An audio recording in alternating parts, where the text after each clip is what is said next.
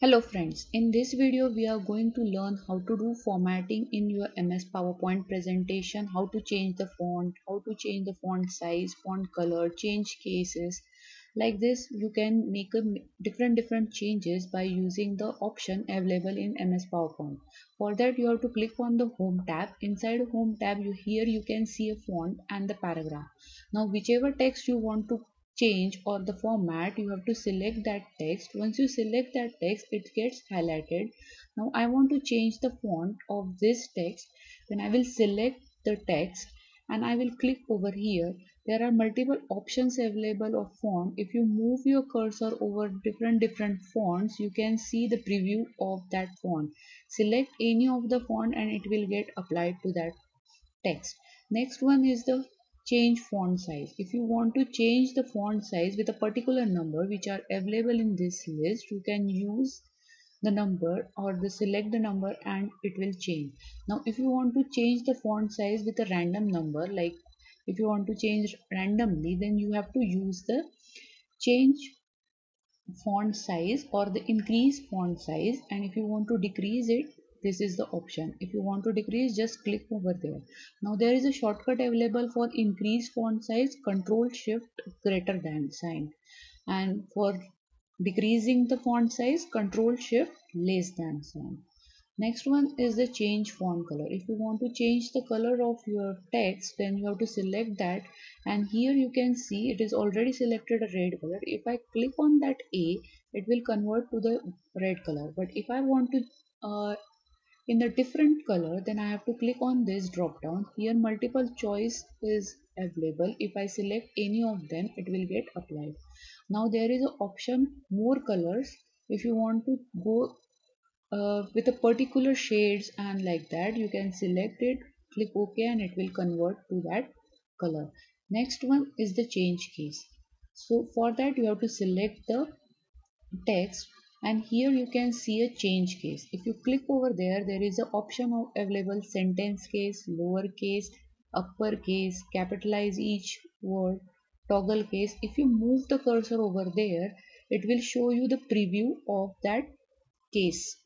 Next one is the bold, italic, underline. Now if you want to make a bold in some text, then select that text, click on the bold. There is a shortcut key available for making a bold, that is a control plus B. For italic, control plus I. For underline, control plus U. And for undo that thing, you have to press it again. Now if I want to make it italic, just click over there, it will get italic. Like if you want underline, just underline. Next one is the shadow. If you want a shadow in your text, you can use this option, that is a text shadow. If you want a strike through, that is a line passing through your text, just select the text, whichever text you want, and click on the strike through. Next one is the character spacing. If you want some particular space, there is an option available. If you click very tight, it will give you a preview of very tight, normal, loose, very loose. And if you want a customized spacing, then you have to click on the more spacing, and here you can give the number. Next one is the bullets and numbering. Now here you can see I have given an bullets to each and every point, so that you can get it easily which points we are going to discuss.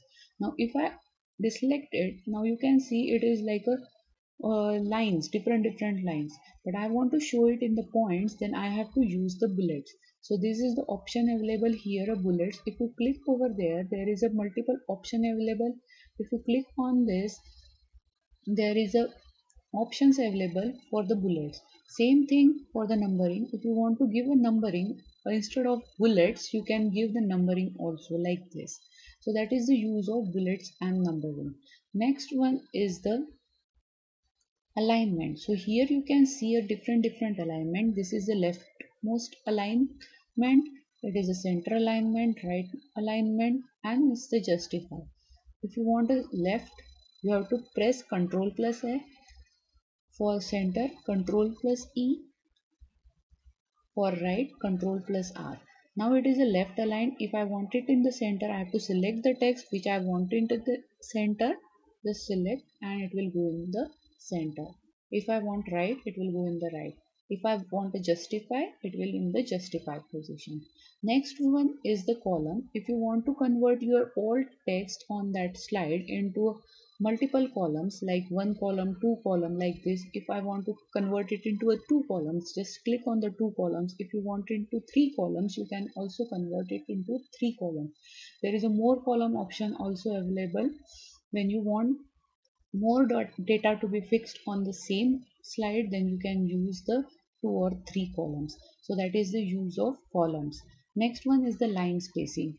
So for that, if I am selecting these four lines and I want to give a spacing between them, now here is a line spacing option available. If you click over there, currently it is showing default. Now if I increase the line spacing, my data is going outside the slide. So according to that, I have to keep the line spacing. You can increase it, you can decrease it. So that is a line spacing. Next one is the indent level. If you select any of the this like this and I want to move it on the right just like this, then you can move the text to the right.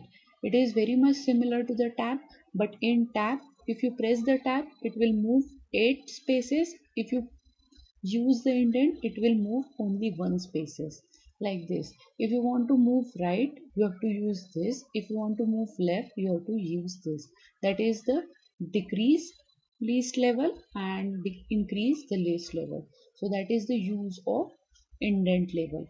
In this way, we can make a different changes in our PowerPoint presentation by using a different options available in this area. Thank you.